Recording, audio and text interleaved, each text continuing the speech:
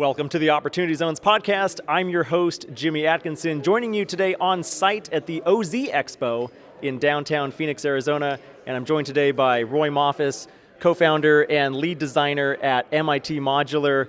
Roy, thanks for joining me today. How you doing? Absolutely, better every day. Thank you. Fantastic, Roy. Well, MIT Modular was on OZ Pitch Day a few months ago. Your partner, Blake Christian, who's also a CPA at HCVT, was on and walked us through the investment opportunity that MIT Modular provides to Opportunity Zone fund investors. But can you tell us a little bit more about MIT Modular, the project, and what you're doing there in Provo, Utah? Certainly. Well, MIT Modular, we design affordable housing out of shipping containers. We make all of our buildings able to withstand 180 plus mile an hour winds, pull 2.5 Gs in a seismic event, and we like to make them net zero as well. And keeping in mind affordability being key, and that's really our mission. Yeah, so tell us a little bit more before we get into the mission behind MIT Modular, the jobs that you're creating, the Opportunity Zone aspect. Tell us a little bit more about the actual building materials you're using, why they're green, and maybe who some of your customers are, who you're delivering to. Okay. So we're using shipping containers, and the idea there is to have a highly thermodynamic material, insulated well, and then we always taken consideration the line of the sun as well to take advantage of passive solar design as well. We also use solar panels. We make our buildings super insulated. It's really important at the end of the day, like the final user.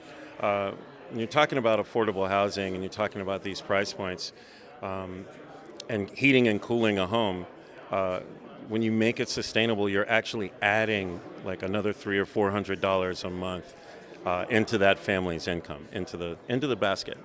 Yeah, it's pretty phenomenal how inefficient a lot of our buildings all over this country are, especially older buildings. We were upstairs in Blake Christian's party suite last night, right? Having a couple of cold ones, and I overheard a conversation you were having with our friend Clint Edgington over at the Nest Opportunity Fund. You were telling him some about the thermodynamic properties of the shipping containers. Right. Can you summarize that for us briefly? Okay.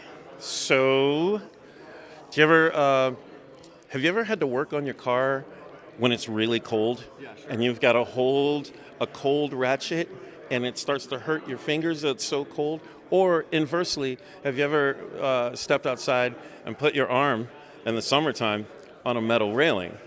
All right, so if you leave the steel exposed, you're now fighting your building material and you're trying to insulate from either the hot or the cold.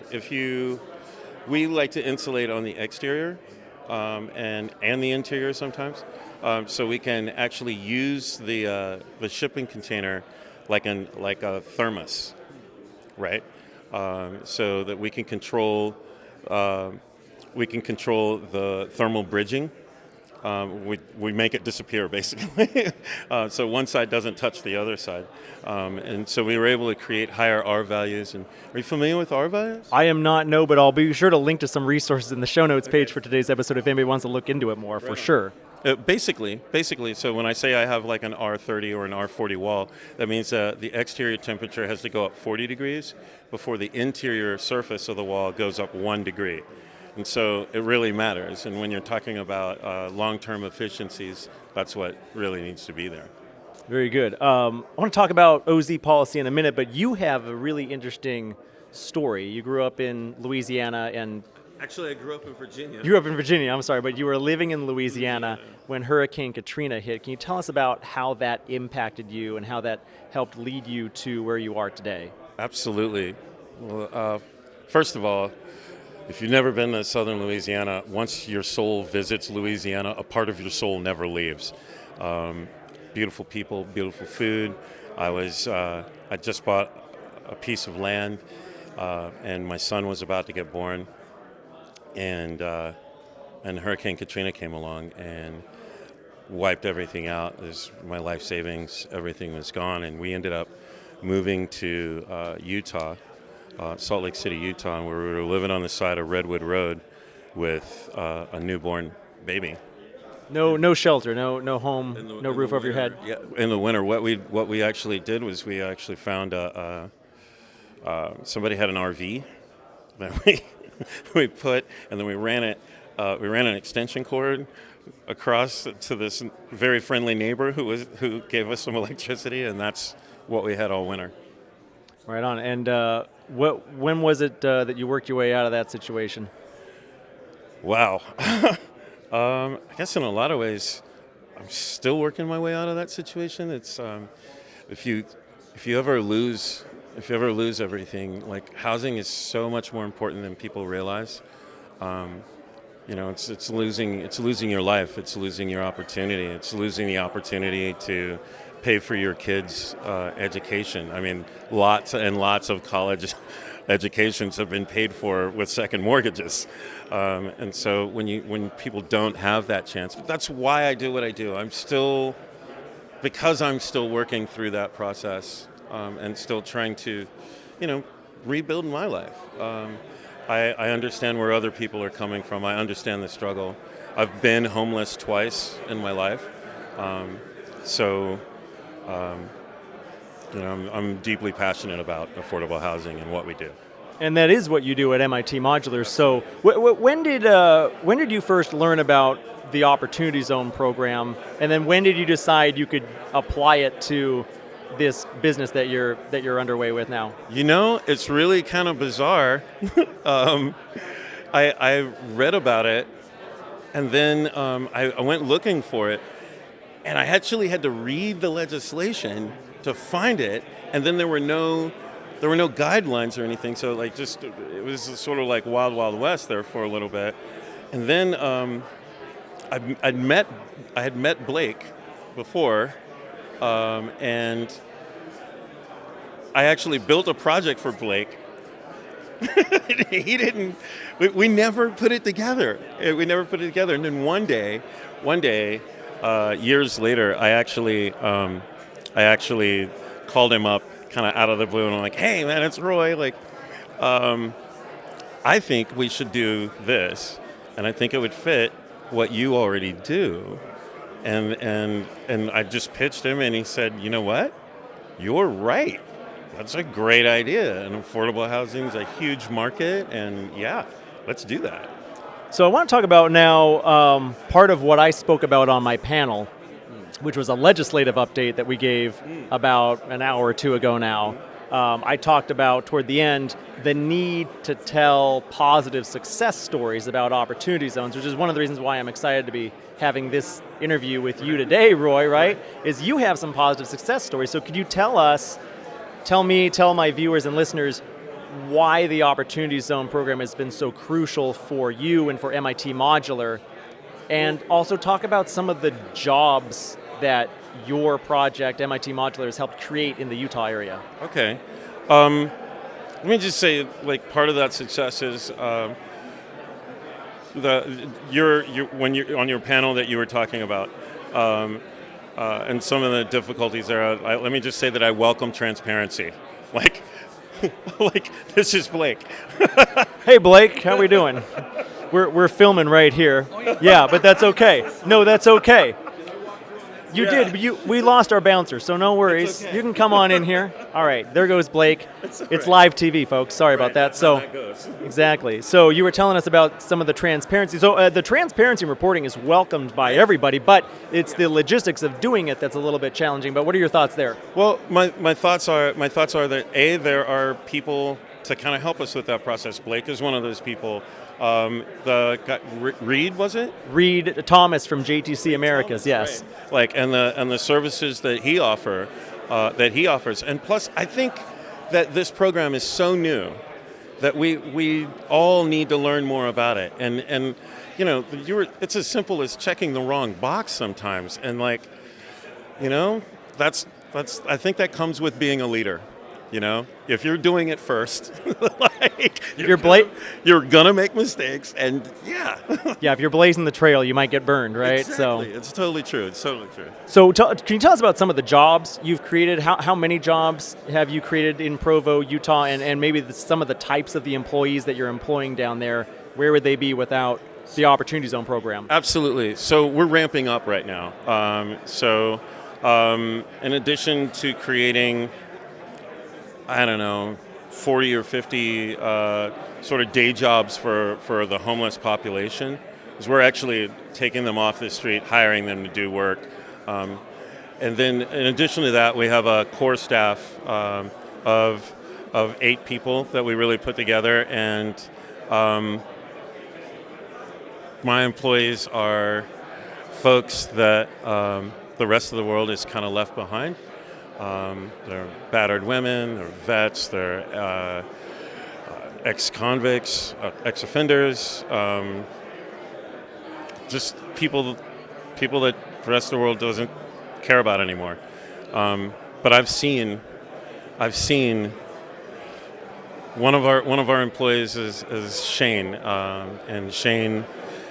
He had the courage, and just for a second, like what it takes to show up at a job interview and say, "Hey, I'm certified in all welding processes, but I just got out of prison for possessing meth." Right? That's what he said to me, which is I think takes an enormous amount of courage. So I kept listening and leaned into what he was saying, and I've watched as he's helped his mom save her house, rebuild his relationship with his kid, and you know what he asked me for? He asked me to get off work early for 3 days a week because he knows that he can't make it without his meetings. So I do. Perla. It's one of our employees. She's a woman who got beat up pretty bad and on a consistent basis, and then things didn't turn out so well. She lost her children, that sort of thing. But she's now, she's got an apartment now, and I watched her go from a shelter to an apartment, and I think this week she's actually vacationing with her kids in California while I'm here. So those are difficult things to put a dollar on, to put a price on, a cost on. But those are anecdotes of 2 very big, impactful turnarounds in 2 individuals' lives that Absolutely. wouldn't have happened without Opportunity Zones. Is that right? Absolutely. Further, I asked you this question earlier. I don't know if you know how much in all the venture capital in the United States, what percentage of it goes to women or people of color? Most folks think... I got it wrong, right? By the way, yeah. You thought it was 10%? I thought it was 10%, under 10%, yeah. No, it is less than 1%. Less than 1%. So we have a lot of talk about diversity and inclusion, but this program actually opens that door in a way that's really meaningful for investors and really meaningful for people being invested in. I was doing this for 16 years, before I met Blake. And Blake was like, "Hey, Roy, this really is a good idea." And I can't tell you the difference between investing someone and empowering someone, right? Investing in somebody, investing in someone you may not see what that is or what that value is, but when you empower that person, you teach that person how to fish, right? He can feed himself for the rest of his life. That is a game changer. And when we're talking about affordability, we're talking about opportunity, we're talking about the opportunity gap, right? And filling that opportunity gap with people who have the wherewithal, because where else would we get it from? Right? The guys who have it want to share it. This program is a way to build bridges between huge fractures in our society, and they're complicated problems, right? There are oftentimes, I've described them as intractable problems that a lot of... I don't believe that there's such a thing as an intractable problem. I say never waste a perfectly good crisis. We have an opportunity for investors to actually be able to invest their money and protect their money and make profit, right? And communities that have been largely disenfranchised to be at the table and empowered. And that is something that we cannot waste. We cannot waste. And it actually, those are groups of people who wouldn't be in the same room. We might never have dinner if it. Yeah, no, probably not. If You're If right. it hadn't been for that, I'm just some schmo. You don't know what I have in my head, you know, and I don't fit the image of your typical investor. But I welcome the conversations. I welcome the challenges, and you know, it really is exactly that, an opportunity. And I'm just going to tell you, brother, you give me an opportunity, I'm going to come knock down that door. I'm done knocking. I love it, Roy. And as you told me before we went live, representation matters. Yeah. And we think, you and I both think alike, that the Opportunity Zones program, and you know, it's led to a lot of the people in this room doing great things. It's going to help put that into reality, right? Absolutely, absolutely. I think that, you know, the more conversations we have about it, and they're difficult conversations, you know, the more conversations we have about it, the better off we're all going to be. And so it's not just an investment. It means so much more to the long-term view of how our country treats each other. Like, these are old wounds, you know. And yeah, this is a way to heal those wounds, and I'm down. Anytime you need me, you let me know. Awesome. Well, thank you, Roy. Thanks for joining us today on the Opportunity Zones podcast.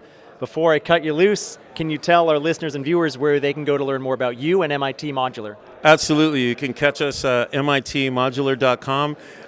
You can Google us. You can look us up on YouTube. You can look me up on YouTube.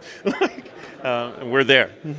And now this episode is going to be on YouTube, and that reminds me that for our listeners and viewers out there today, as always, we will have show notes for today's episode on the Opportunity Zones database website at opportunitydb.com/podcast.